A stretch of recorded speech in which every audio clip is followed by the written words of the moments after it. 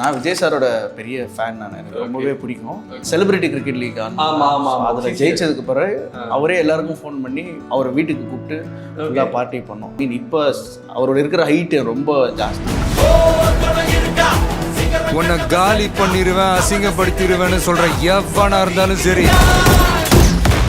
ஹிந்தியோட எதிர்ப்புக்கான படம் இது கிடையவே கிடையாது. லாங்குவேஜ் உள்ளே வந்துச்சுன்னா நம்மளோட தாய்மொழி எப்படி பாதிக்கப்படுறது தான் அதோட போர்ட்ரேயல் தான் இந்த படம்னு நான் நினைக்கிறேன். நாங்கள் ஹிந்தி திணிப்புக்கு தான் எதிரானவங்க, ஹிந்திக்கோ ஹிந்திக்காரங்களுக்கோ இல்லை. டைலாக் எல்லாருக்கும் ரீச் ஆனது ரொம்ப சந்தோஷம். ஏன்னா தமிழ் மக்களாக பார்க்கும்போது நம்மளை ரெப்ரசென்ட் பண்ணுற மாதிரி ஒரு கேரக்டர் எல்லாரும் சொன்னாங்க. So very happy. அண்ணா பெரியார்கிட்டலாம் விருது வாங்கின நீ இந்த பிள்ளை கிட்ட அடி வாங்கி இந்திய கற்றுக்கிட்டு பொழப்பு நடத்துமாடா. எனக்கு நான் நடிக்க வந்தது நான் பிளான் பண்ணி நடிக்க வரல, நான் ஆசைப்பட்டு நடிக்க வரல. ஓகே, நான் வந்து உங்க அப்பாட்ட போய் நான் இல்லை நான்லாம் சொல்லவே இல்லை, நான்லாம் எதுவுமே சொல்லல. அவர் சொன்னார், அது ரைட்டா தப்பா ஒன்றுமே தெரியாது. அவர் சொல்கிறாருன்னு போய் பண்ண, அவ்வளோதான். அடுத்து புதுசாக வந்திருக்க யாரு? வணக்கம்யா, என் பேர் கண்ணே. அது எனக்கு சிங்க் ஆகிறதுக்கே எனக்கு கொஞ்சம் டைம் ஆச்சு.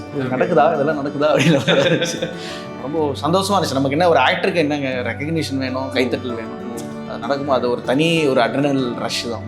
நமக்கு என்னடா சினிமாவும் இல்லை, டெலிவிஷன்ல இல்லை, நம்ம வாழ்க்கை எதை நோக்கி போகுதுன்னு தெரியாமல் நான் பாட்டு நடந்து போயிட்டு இருந்தேன். அப்போ எனக்கு இண்டஸ்ட்ரியிலேருந்து கூப்பிட்ட ஒரே ஆள் உங்கள் அப்பா தான்.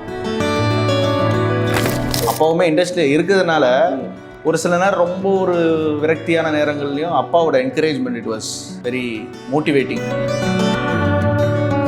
Be open. நான் இது வரைக்கும் நிறைய இன்டர்வியூஸ் பண்ணியிருக்கேன், ப்ளூ ஸ்டாருக்கு முன்னாடி நிறைய பண்ணியிருக்கேன். அதில் ஒரு 80% ஆஃப் த கொஸ்டின்ஸ் எங்கள் அப்பா பற்றி தான் இருக்கும். ஓகே, ஸோ இதுதான் பிரச்சனைன்னு நான் சொல்லுவேன். அப்போ கேட்டிங்கன்னா அதுதான் பிரச்சனை. நம்மளே அந்த ஷெல்லுலேருந்து வெளியே வந்துடணும்னு பேசணும்னு நினைப்போம். திருப்பி அது போகும்போது இல்லை, இட்ஸ் லைக்.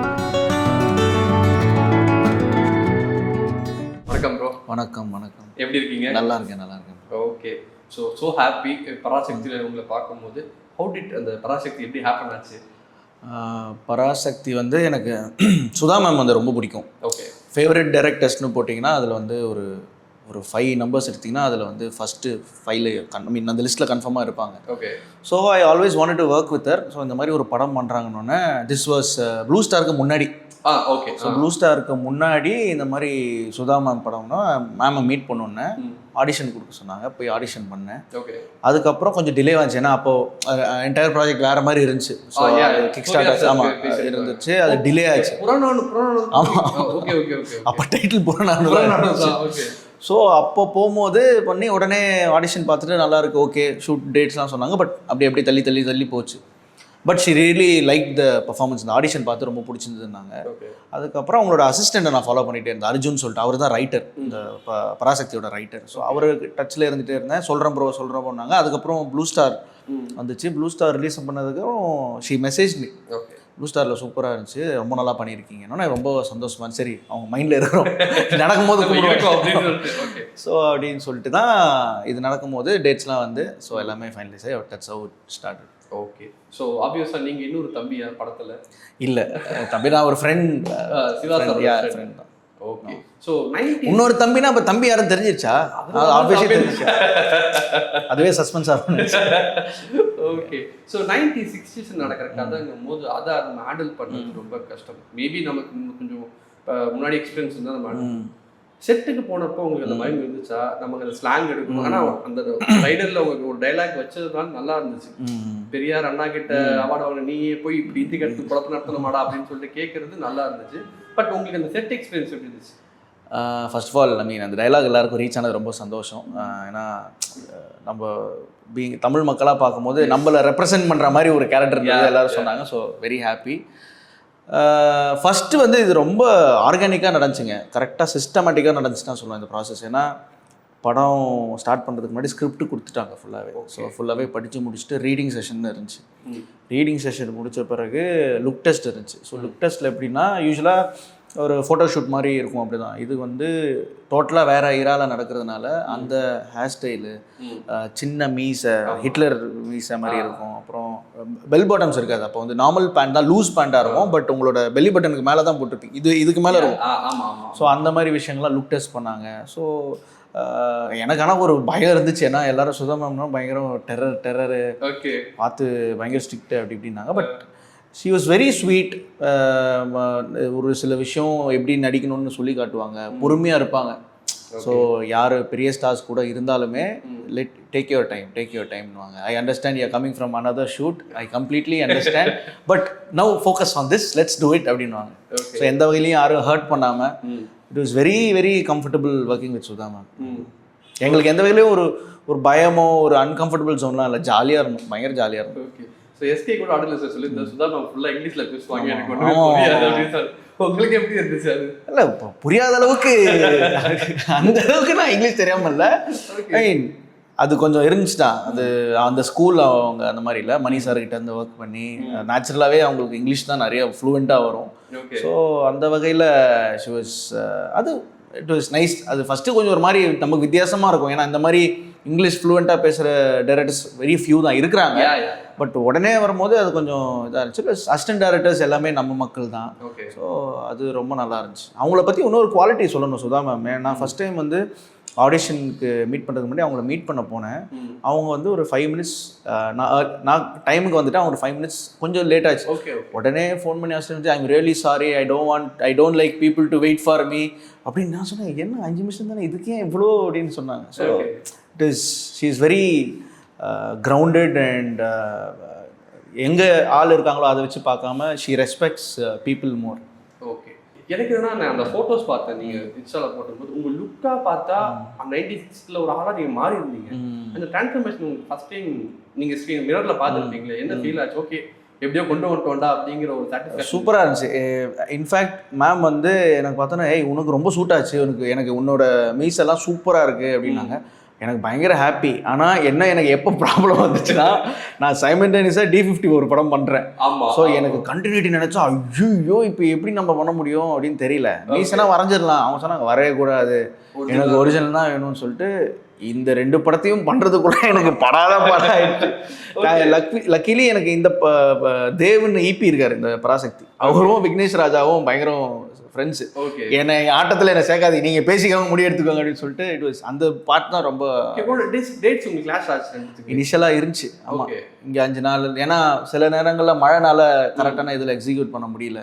அது பிரச்சனை இல்லை, எனக்கு கெட்டப்பு தான் பிரச்சனையாக இருந்துச்சு. அது கண்டினியூட்டி பார்த்து பண்ணுறது தான். ஏன்னா she was very particular about மேக்கப்பே கிடையாது, பராசக்தியில் மேக்கப் கிடையாது. So very particular about it. அதே மாதிரி மீசை வரையக்கூடாது, ஜென்வனாக அதே மாதிரி இருக்கணும் அப்படின்னாங்க. ஸோ அதனால் கொஞ்சம் டிஃபிகல்ட்டிஸ் இருந்துச்சு. ஓகே. ஸோ சிவானா எஸ்கே நான் கூட ஒர்க் பண்ண எக்ஸ்பீரியன்ஸ் எப்படி இருந்துச்சு? சூப்பராக இருந்துச்சு. நான் வந்து சிவா ப்ரோ வந்து எனக்கு அவர் கல்யாண பத்திரிக்கை வைக்கிறதுக்காக வீட்டுக்கு வந்திருந்தார். ஓகே. ஸோ அதுதான் ஐ திங்க் இன்ட்ராக்ட் பண்ணுறேன், இது ரொம்ப வருஷம் முன்னாடி. அப்போ அதுக்கப்புறம் எங்கள் அப்பா வந்து கலக்கப்போகுது யார் ஷோவில் ஜட்ஜாக இருந்தார். ஸோ அவர் வந்து அப்போ வந்து ஹி வாஸ் ஆங்கர் நினைக்கிறேன், பார்ட்டிசிபெண்ட்டாக வந்து ஆங்கராக மாறினார்னு நினைக்கிறேன். ஸோ நான் ஃபஸ்ட் டைம் மீட் பண்ணும்போது ஒரு இன்ஸ்டன்ஸ் சொன்னார்.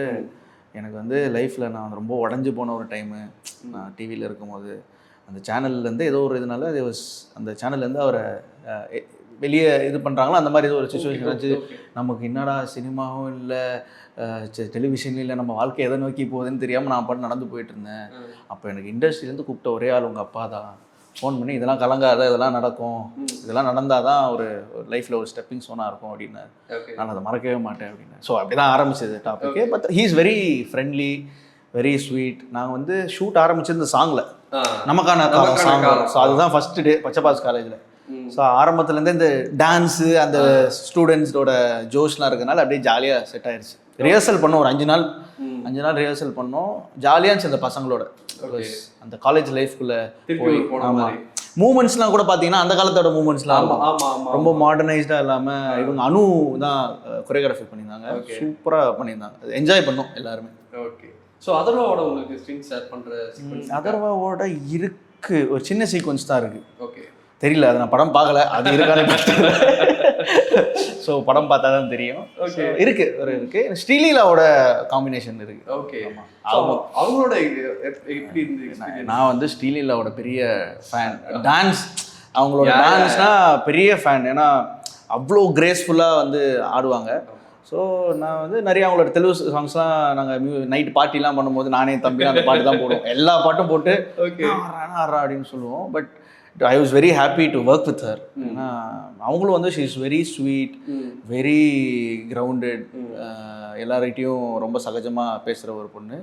அவங்க வந்து இந்த படத்தில் people will know that how can Sreeleela act அப்படின்ற ஒரு இது இருக்கும். அவங்க டான்ஸர் மட்டும்தானே ஒரு டேக்லைன் இருந்துச்சு. இந்த படத்தில் அவங்க சூப்பராக நடிச்சிருந்தாங்க. ஓகே. ஸோ அவங்க கூட நான் நடிச்ச டப்பிங் அவங்க தான் ஆமாம் அவங்க தான் பண்ணாங்க. ஓகே. அது செட்டில் தமிழில் பேசுவாங்களா? பேசுகிறாங்க, கற்றுக்குறாங்க. She is very hard working. அவங்க என்னங்க டாக்டரு, எக்ஸாம் எழுதிட்டு வராங்க, நடிக்கிறாங்க, திருப்பி போகிறாங்க, அதெல்லாம் பயங்கரமாக ஹார்ட் ஒர்க்கர் அவங்க. ஆமாம். ஓகே. ஸோ அவங்க நடிக்கும் போது ஐ மீன் டயலாக்ஸே மெமரைஸ் பண்ணி தமிழில் தான் பேசினாங்க. பட் அப்படி இப்படின்னு பண்ணி சூப்பராக பண்ணியிருக்காங்க. ஓகே. ஸோ அடுத்து படத்தோட மெயின் நமக்கெல்லாம் ஹீரோ, இப்போ இந்த படத்துலேருந்து வில்லன் ரவி மோகன் சார். எனக்கு ட்ரெய்லர் பார்த்த உடனே வேற ஒரு ஷேடை நான் பார்க்க போகிறேன். ரவி சாரோட வேற ஒரு ஷேட் நம்ம பார்க்க போகிறோம்னு நான் ரெடி ஆகிட்டேன். ஏன்னா ஒரு காமன் கம்போஸ்டாக பொறுமையாக பேசுகிற ஒரு வில்லனாக இருக்காரு. அப்படிங்கும்போது அவரோட உங்களுக்கு ஏதாவது சீன் இருக்கா? ரவி மோகன் சாரோட இல்லை. ஓகே. எனக்கு தெரிஞ்சு இல்லை. பட் ஒரு நாள் செட்டில் எல்லாரும் ஒன்றா மீட் பண்ணுற தருணம் வந்துச்சு. ஏன்னா ஃபர்ஸ்ட் ஒரு ஹாஃப் ஆஃப் த டே ஒரு போர்ஷன் இருக்கும், அவங்களோட ஷார்ட்ஸ் இருக்கும். ஸோ அப்போ மீட் பண்ணேன். அப்புறம் 2 நாள் மீட் பண்ணேன். பட் காம்பினேஷன் இல்லை எனக்கும் ரவி சாருக்கும் இல்லை. பட் எனக்கு அவர் ரொம்ப பிடிக்கும், ஒரு பிரதர் மாதிரி. ஸோ எங்கே பார்த்தாலும் நல்லா பேசுவார். அவங்க எடிட் மோகன் சாரும் அப்பா கூட ரொம்ப க்ளோஸ் ஃப்ரெண்ட்ஸ். ஸோ அவர் கூட ஒர்க் பண்ணுற இது அமையல. ஓகே. அதர்வாவோட இருந்துச்சு, பட் ரவி சாரோட இல்லை. ரவி சாரோட இல்லை. ஓகே. ஸோ இந்த ட்ரைலர் வந்ததுலேருந்து எல்லாரும் வந்து இந்த படம் வந்து இதுக்கு இந்த மாதிரி இந்திய இது பற்றி பேசுகிற படம் எல்லாமே அதுக்கான விஷயமும் ட்ரைலர்லேயே இருக்குது. அப்படிங்கும்போது இது வந்து ஒரு கான்ட்ரவர்சியான சப்ஜெக்ட். அதனால தான் வந்து இந்த மாதிரி சென்சாரில் பிரச்சனை போயிட்டு இருக்குலாம் சொல்கிறாங்க. இது பார்க்கும்போது உங்களுக்கு எப்படி இருக்கு? இல்லை, ஆக்சுவலி நீங்கள் பார்த்தீங்கன்னா இது இட்ஸ் நாட் ஹிந்தியோட எதிர்ப்புக்கான படம் இது கிடையவே கிடையாது. ஒரு லாங்குவேஜ் எப்படி ஒரு சர்டன் ஒரு இந்தியாவில் இருக்க ஒரு பீப்புளை ஒரு பகுதியில் இருக்க பீப்புளை எப்படி அஃபெக்ட் பண்ணுறது தான் கண்டென்ட்டு. யாரும் ஹிந்தி மக்களுக்கோ ஹிந்தி மொழிக்கோ எதிரானவங்க கிடையாது. ஒரு லாங்குவேஜ் உள்ளே வந்துச்சுன்னா நம்மளோட தாய்மொழி எப்படி பாதிக்கப்படுறது தான் அதோட போர்ட்ரேயல் தான் இந்த படம்னு நான் நினைக்கிறேன். ஸோ பீப்புள் படம் பார்க்கும்போது அது புரிஞ்சுப்பாங்க. கண்டிப்பாக புரிஞ்சுப்பாங்க. ஃபைட் சீக்வன்ஸ் ஏதாவது படத்தில் இருக்கா உங்களுக்கு? போராட்டம் பண்ணுற மாதிரி சீக்வன்ஸ் நிறைய போராட்டம் இருக்குது. நாங்கள் ஸ்ரீலங்கா போய் ஷூட் பண்ணோம். கொலம்போ பக்கத்தில் அந்த ஸ்டீம் இன்ஜின் இருக்குல்ல, இங்கே கிடையாது, இங்கே எதுவுமே கிடையாது. ஸோ நாங்கள் எல்லாரும் கொலம்போ போய் ஒரு 3-4 days ஒரு ஆக்ஷன் சீக்வன்ஸ், ஃபைட்டுன்னு சொல்ல மாட்டோம், ஒரு ஆக்ஷன் சீக்வன்ஸ் ஷூட் பண்ணோம். நிறைய இடத்துல ஷூட் பண்ணோம் நாங்கள் இந்த படத்தில். ஏன்னா அதோட எக்ஸ்டீரியர் அங்கே தான் எடுக்க முடியும், அதோட இன்டீரியர் இங்கே சென்னையில் எடுத்தோம். திருப்பி பாண்டிச்சேரி போனோம், திருப்பி ஹைதராபாத் போனோம். ஸோ ஒரு கண்டினியூஷனான ஒரு ஆமாம், கண்டினியூஷனில் இன்டீரியர் ஒரு இடம், எக்ஸ்டீரியர் ஒரு இடம். அப்புறம் அந்த என்னோட வீடு போர்ஷன்லாம் காரைக்குடியில் எடுத்தோம். ஐ மீன் சிவா சாரோட வீடு போர்ஷன்லாம் காரைக்குடியில் எடுத்தோம். அதுக்கப்புறம் நீங்கள் அந்த பார்த்த ட்ரெய்லர் ஷாட்லாம் வந்து ஹைதராபாத்தில் எடுத்தோம். ஓகே. ஸோ இந்த மாதிரி நிறைய இடத்துல ஷூட் பண்ணோம். இது பச்சைப்பாஸ் காலேஜில் ஷூட் பண்ணாங்க. ஓகே. ஸோ ஒரு எப்பயுமே இந்த மெமரியை நான் மறக்க மாட்டேன். நான் பரசக்தி செட்டில் எடுத்துகிட்டு போவேன் என் லைஃப் லாங் அப்படின்னு என்ன மெமரி? அப்படி பார்த்தா அந்த சாங் செம்ம எக்ஸ்பீரியன்ஸு. ஏன்னா அது நல்ல எக்ஸ்பீரியன்ஸ். அப்புறம் கொலம்போ எல்லாமே அன்ஃபர்கெட்டபிள் எக்ஸ்பீரியன்ஸ் தான் நான் சொல்லுவேன். ஓகே. ஒரு வேணாம் அது சொன்னால் வேணாம், அது சொல்லலை. ஒரு போர்ஷன் இருக்குது, ஒரு கிளைமேக்ஸ் கிளைமேக்ஸில் ஒரு போர்ஷன் இருக்குது, அது ரொம்ப என்ஜாய் பண்ணுவோம். ரொம்ப எக்ஸ்பீரியன்ஸே ஒரு செட் போட்டிருக்காங்க, செட்டுன்னு யாருக்கும் தெரியாது, சூப்பராக இருந்துச்சு. ஓகே. அதில் ஒரு அந்த பசங்களோட வர ஒரு விஷயமா இருக்கட்டும், டுவர்ட்ஸ் கிளைமேக்ஸ் ஒரு விஷயம் இருக்குது. ஓகே. ஸோ அதுவும் பாருங்கள். அதில் படம் பார்த்ததுக்கப்புறம் கொஞ்சம் சுவாரஸ்யமாக இருக்கும்னு நினைக்கிறேன். Okay sir. நீங்கள் படம் பார்த்துட்டீங்களா? படம் பார்க்கல, நான் ஒன்றும் படம் பார்க்கல. ஏன்னா டப் பண்ணதோட சரி, இது இன்டர்வல் போர்ஷன்ல வந்து ஆகாஷ் பாஸ்கரன் சார் வந்து பாஷா மாதிரி இருக்கும், ஒரு மொமெண்டா இருக்கும்னு சொல்லியிருக்காரு. அது பார்த்துட்டீங்களா? இல்லை, நான் ஒன்றும் படம் பார்க்கல. பட் படம் ஜெயம் ரவி சார்லாம் படம் பார்த்துட்டாரு. ஐ மீன் ரவி மோகன் சார், சாரி ரவி மோகன் சார், அவர் படம் பார்த்துட்டேன்னு தான் சொன்னார். அவர் ரொம்ப கான்ஃபிடென்ட்டாக இருந்தாங்க. பட் படம் பார்த்தவங்க நிறைய பேர் கிட்ட நான் பேசியிருக்கேன். ஓகே. உண்மையிலே பயங்கரம், தே ஆர் வெரி கான்ஃபிடென்ட். எப்பவுமே எங்கள் படம் எங்களுக்கு நல்லா தான் இருக்கும். பட் அதை மீறி த வே தே டெல் நமக்கு ஒரு கான்ஃபிடன்ஸ் இருக்குது. ஓகே, நல்லபடியாக வரும். ஓகே. ஸோ வந்து படத்தோட ரிலீஸ் டேட் January 14 அனௌன்ஸ் பண்ணது, January 10 போஸ்ட்போன் பண்ணது வந்து ஆப்வியஸாக ஒரு 2 படம் வருதுங்கும் போது ஒரு கம்பேரிசன் இருக்கும், ஒரு ஃபேன் ஃபைட் இருக்கும், சோஷியல் மீடியா வாரம் இருக்கும். இப்போ ஜனநாயகம் vs பராசக்தி அப்படிங்கிற ஒரு விஷயத்தை நீங்கள் எப்படி பார்க்குறீங்க? ஃபர்ஸ்ட் ஆஃப் ஆல் அதுக்கு இப்போ விஜய் சார் மாதிரி ஒரு பெரிய ஸ்டார்டமில் இருக்கிற ஒரு ஆக்டர், அவர் ஒரு லாஸ்ட் ஃபிலிம் வேறு சொல்லியிருக்காரு. ஸோ அவர் I think he is very, நாங்கள் அவருக்கு ரொம்ப தேங்க்ஃபுல்லாக இருக்கணும்னு நினைக்கிறேன். ஏன்னா இப்போ சிவா சார் வந்து ஆடியோ லான்ச்சில் சொன்னார், விஜய் சாருக்கு தெரியும் வரும்ன்ற, எப்பா அதெல்லாம் பிரச்சனை இல்லை, அந்த வார்த்தை சொல்கிறதே ஒரு பெரிய குவாலிட்டி. ஸோ விஜய் சாருக்கு பெரிய தேங்க்ஸ். இப்படி ஒரு பெரிய படம், அவரோட லாஸ்ட் படத்தோட இன்னொரு படம் வர்றது வந்து அது மனசு வர்றது ரொம்ப கஷ்டம். And I think more then that ஒரு ஃபெஸ்டிவல் அப்போ ஒரு நமக்கு என்ன இப்போ 10th ஒரு 1 வீக் இருக்குது. ஸோ 10th ஒரு 1 வீக் இருக்கும்போது தேட்டர்ஸும் நிறைய இது ஒரு ஃபெஸ்டிவல் டைம். ஏன்னா யாருக்கும் ஸ்கூல்ஸு காலேஜு ஆஃபீஸ் இதெல்லாம் லீவாக இருக்கும்போது தான் ஜனங்க போய் படத்தை பார்ப்பாங்க. ஒரு செலிப்ரேஷனாக இருக்கும். திங்க் அந்த வகையில் 2 படமும் நல்லபடியாக ஓடணும் தான் நான் நினைக்கிறேன். ஆஸ் ஒரு சினிமாவில் வேலை செய்கிற ஒரு ஆக்டராக I feel both the film shoot too good. ஏன்னா இதனால் ஜஸ்ட் லைக் தட் ஓடுது ஓடாது மட்டும் கிடையாது. ஏன்னா இதனால எத்தனை பேருக்கு வேலை கிடைக்குதுன்னு ஒரு விஷயம் இருக்குல்ல. எவ்வளோ மணி இன்வால்வ், அந்த மணி இன்வால்வ்னா விஜய் சார்னால தான் அந்த மணி இன்வால்வ், சிவகார்த்திகேயன் சார்னால தான் அந்த மணி இன்வால்வ். ஏன்னா இப்படி ஒரு ஸ்டார் நடித்தா இப்படி ஒரு பிஸ்னஸ் இருக்குது, இந்த பிஸ்னஸ்க்கு இவ்வளோ பேர் ஷூட்டிங் வராங்க, ஷூட்டிங்க்கு சம்பளம் கிடைக்குது, இவ்வளோ ஆக்டர்ஸ்க்கு வேலை கிடைக்குது. So it is not a small thing. இதனால் நிறைய பேருக்கு பெனிஃபிட்ஸ் இருக்குது. ஓகே, இந்த வகையில் I hope both the films does good job. Okay. So நீங்கள் ஜனநாயகன் ட்ரெய்லர் பார்த்துட்டீங்களா? பார்த்தேன். எப்படி இருக்கு சொல்லுங்க. எனக்கு நான் விஜய் சாரோட பெரிய ஃபேன், எனக்கு ரொம்பவே பிடிக்கும். ஓகே, பார்ப்போம். இது இப்போ ரொம்ப எக்ஸைட்டட். ஃபஸ்ட்டு இது வருது, ஃபஸ்ட்டு இதை பார்த்துட்டு அதுக்கப்புறம் பராசக்தி பார்ப்பேன். ஆமாம். Okay okay okay. ஒரு ஃபேன் அப்படிங்கும்போது லாஸ்ட் படங்கும்போது எமோஷனலான ஒரு விஷயம் தான். பட் உங்களோட ஒரு ஃபேவரட் மொமெண்ட் விஜய் சார் கூட நீங்கள் பேசியிருக்கீங்களா? அந்த மொமெண்ட் உங்களுக்கு ஷேர் பண்ண முடியுமா? விஜய் சார் கூட நான் பேசினது ஐ திங்க் ஒரு பார்ட்டிக்கு கூப்பிட்டுருந்தேன். இது வந்து ரொம்ப லாங் டைம் பேக்கு. ஓகே, நாங்கள் இந்த செலிபிரிட்டி கிரிக்கெட் லீக் ஆமாம் அதில் ஜெயிச்சதுக்கு பிறகு அவரே எல்லாருக்கும் ஃபோன் பண்ணி அவரை வீட்டுக்கு கூப்பிட்டு ஃபுல்லாக பார்ட்டி பண்ணோம். அப்போ ஒரு சம மூமெண்ட்டு. அது தவிர ஏதாவது ஈவெண்ட்ஸில் ரொம்ப ரேர் தான். ஸோ ஐ மீன் இப்போ அவரோட இருக்கிற ஹைட்டு ரொம்ப ஜாஸ்தி. ஸோ எனக்கு எப்பவுமே அவர் ரொம்ப பிடிக்கும். அவர் மேலே இருக்கிற ரெஸ்பெக்ட் ரொம்ப பிடிக்கும். அவருக்குமே அப்பாவை ரொம்ப பிடிக்கும். ஸோ எங்கே பார்த்தாலுமே போய் மீட் பண்ணி பேசுவோம். ஓகே. ஸோ அடுத்த படம் D54 ஒரு எக்ஸைட்டிங்கான ஒரு ப்ராசஸ் அப்படிங்கிற ப்ளூ ஸ்டாருக்கு அப்புறம் பராசக்தி வரும், பராசக்திக்கு அப்புறம் அடுத்து ஒரு ப்ராமிசிங்கான படம் போது ஷூட் இப்போ தான் ஆரம்பிச்ச மாதிரி இருந்துச்சு. அதுக்குள்ள 2 மாதம் ஷூட் ரேப்னு சொல்லி போட்டாங்க. என்ன இவ்வளோ வேகமாக போயிட்டு? ஆக்சுவலி நாங்கள் பிளான் பண்ணது ஆகஸ்ட்டில் போட்டோமா, பூஜை போட்டோமா, ஆகஸ்ட் செப்டம்பர். ஆமாம், பூஜை போட்டு ரொம்ப நாள் கழிச்சு ஷூட் ஸ்டார்ட் பண்ண மாதிரி. ஆமாம், இல்லை அன்னைக்கு அது ஒரு 3 days கழிச்சு ஸ்டார்ட் பண்ணிட்டோம். அதுக்கப்புறம் தனுஷ் சார் வந்து ஒரு ஹிந்தி படம் அதெல்லாம் முடிச்சுட்டு வரதுனால கொஞ்சம் அப்புறம் மழை அதனால லேட் ஆச்சு, முடிச்சிட்டோம். அந்த படம் வெரி வெரி எக்ஸைட்டட். ஓகே, ஆமாம், ரொம்ப செம்ம எக்ஸ்பீரியன்ஸ் அது. ஓகே, அது ஒரு very happy working in that film. ஏன்னா விக்னேஷ் ராஜா சார் வந்து போர்த்தொழில் எல்லாருக்குமே பிடிச்ச படம், பெரிய பிளாக் பஸ்டர். அவர் ப்ளூ ஸ்டார் பார்த்துட்டு அது படம் பார்த்துட்டோடனே அவர் ஸ்கிரிப்ட் எழுதியிருந்தார் படம் முன்னாடி. ஸோ இந்த கேரக்டருக்கு இவன் சூட்டபுளாக இருப்பான் அப்படின்னு சொல்லி. ஸோ அந்த படம் ரிலீஸ் அப்போ இன்னும் நிறைய வந்து பேசுவோம். But it was amazing experience working with Dhanush sir. சூப்பராக இருந்துச்சு. அவர் ஒவ்வொரு பேசினார் அவங்ககிட்ட? பேசினார். ஃபஸ்ட்டு இனிஷியலி எனக்கு வந்து நான் 10th படிக்கும் போது, ஆமாம் 10th படிக்கும்போது காதல் கொண்டேன் வந்துச்சுன்னு நினைக்கிறேன். ஓகே, நான் அப்போ பார்த்து வாவ் இப்படிலாம் நடிக்கிறாரு, எப்படி இப்படிலாம் பண்ண முடியும், இப்படிலாம் அதாவது நடிக்கிறாருன்ற மாதிரி தெரியாமல் நம்மளை மீறி கிளாப் தட்டுறோம், நம்ம எமோஷன்ஸ்க்கு அவர் எமோஷன்ஸ் நம்ம கனெக்ட் ஆகிறோம், எப்படி இந்த மேஜிக் கிரியேட் பண்ணணும்னு ஒரு சில ஆக்டர்ஸ் பார்த்து தான் எனக்கு சினிமா மேலே ஆசை வர ஆரம்பிச்சது. ஓகே, நான் அது அவர்கிட்டலாம் சொன்னேன், மாதிரி நான் காதல் கண்டு பண்ணும்போது சரி நீங்கள் காதல் கண்டு பண்ண தெரிஞ்சிட்டேன். அப்படியா, பின்ன வயசு உங்களுக்கு அப்படின்னு பின்னாரு அவரோட அனுபவம்லாம் தெரிஞ்சுக்கிட்டேன். ஓகே, அவரோட ப்ராசஸ் ஆஃப் ஆக்டிங் ஓகே, செம சூப்பராக இருந்துச்சு. நம்ம ஒரு ஸ்டார், ஒரு ஆக்டராக, பெரிய ஆக்டராக பார்க்கும்போது ஒரு விஷயம், அவங்க கூட வேலை செய்யும் போது இன்னொரு விஷயம் இருக்குல்ல. ஓகே, அது ரொம்ப நல்லா இருந்துச்சு, சூப்பராக இருந்துச்சு. Super super. ஸோ எல்லா ஒரு ஆக்டருக்குமே வந்துட்டு ஒரு ஃபிலிமோகிராஃபியில் நம்ம படங்கள் பண்ணலாம். பட் பிரேக் த்ரூவாக ஒரு சில கேரக்டர்ஸ் தான் அமையும் போது உங்களுக்கு பூஸ்டாரில் அந்த ஒரு விஷயம் அமைஞ்சது. எல்லாருமே நிறைய பேர் கொண்டாடினாங்க அந்த விஷயத்தை. நீங்கள் அந்த யூனிவர்ஸ் கிட்ட நீங்கள் எதாவது மேனிஃபெஸ்ட் பண்ணீங்களா, இந்த மாதிரி எனக்கு நடக்கணும் அப்படின்னு சொல்லிட்டு? இல்லை எப்படி அது நடந்துச்சு?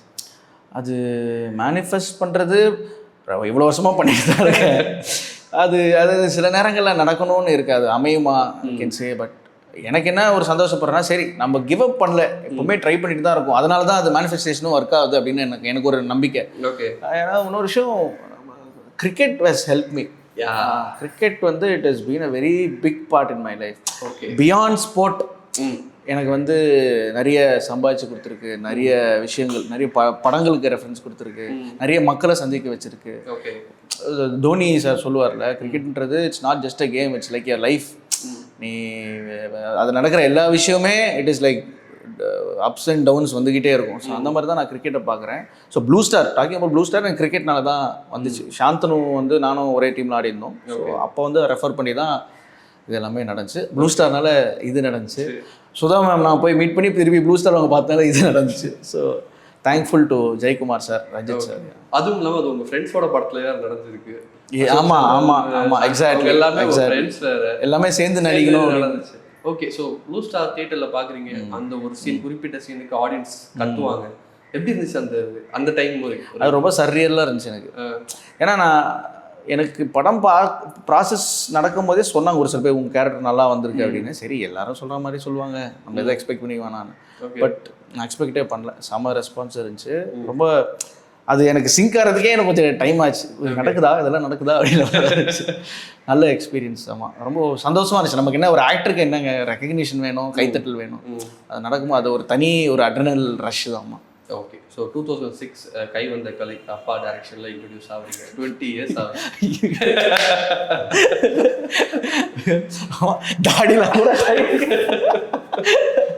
ஓகே, ஸோ இந்த 20 இயர்ஸ் ஜேர்னிங்கிறது வந்துட்டு உங்களுக்கு தான் ஒரு அப்ஸ் அண்ட் டவுன்ஸ் எல்லாமே இருந்திருக்கும்.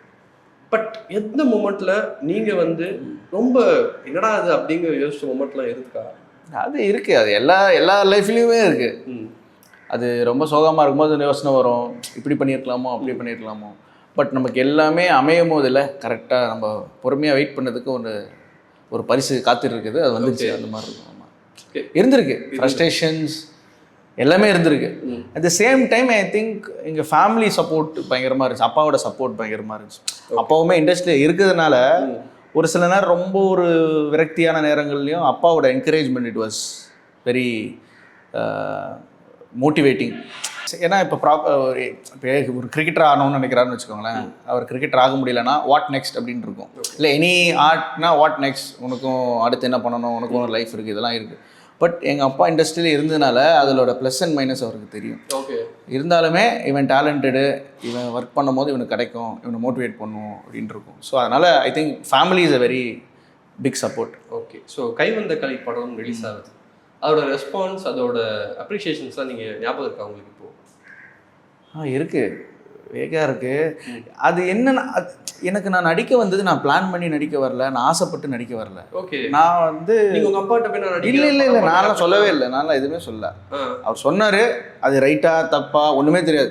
அவர் சொல்கிறாருன்னு போய் பண்ணேன், அவ்வளோதான். அப்பாவோட அசிஸ்டண்ட் எனக்கு வந்து ஃபஸ்ட்டு நான் 10th படிக்கும் போதே ஒருத்தர் வந்து கேட்டார். ஒரு 15 days ஷூட் பண்ணோம். அப்படியா? ஆமாம், ஷூட் பண்ணி அந்த படம் ட்ராப் ஆயிடுச்சு.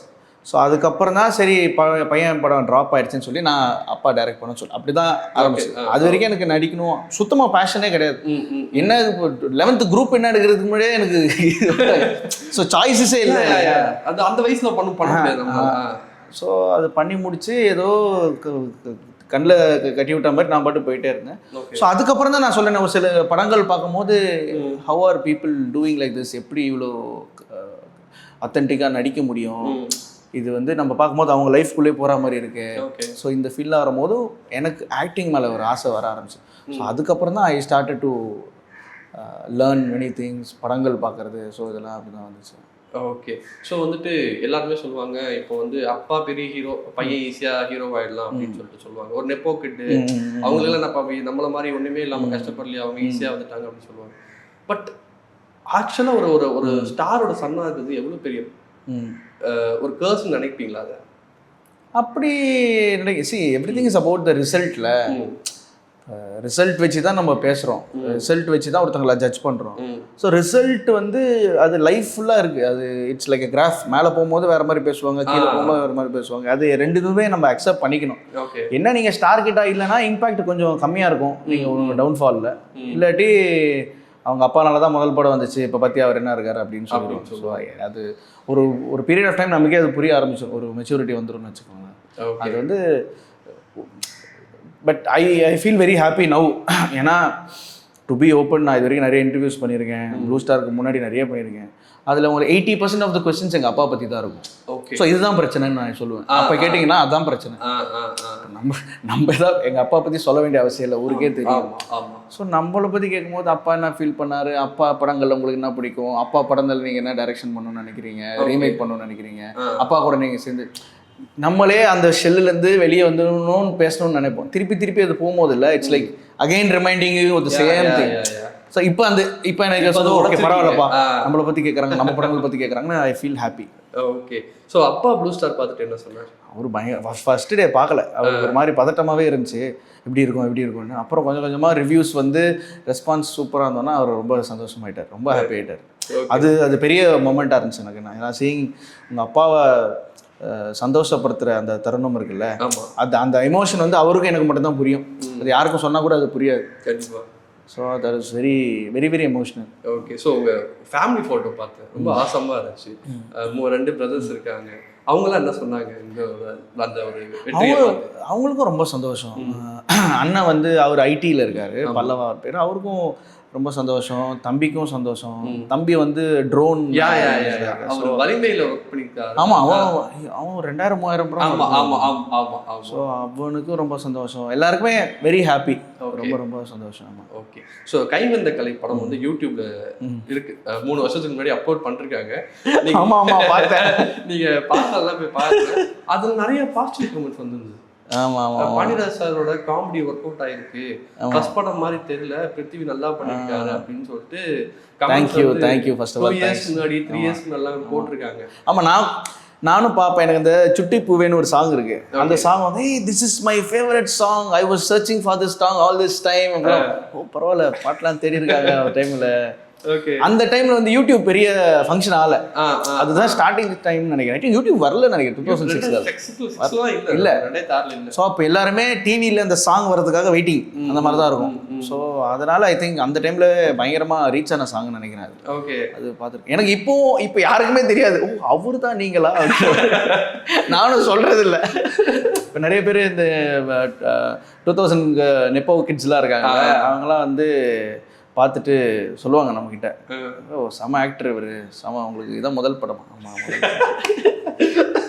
ஓகே. ஸோ எனக்கு என்னன்னா அந்த படம் பார்க்கும்போது காமெடி நிறையா நல்லா இருந்துச்சு, மணிவரன் சாரோட ஒரு காம்பினேஷன் நல்லா இருந்துச்சு. அப்படிங்கும்போது உங்களுக்கு அந்த படத்தை ஏதாவது மறக்க முடியாத?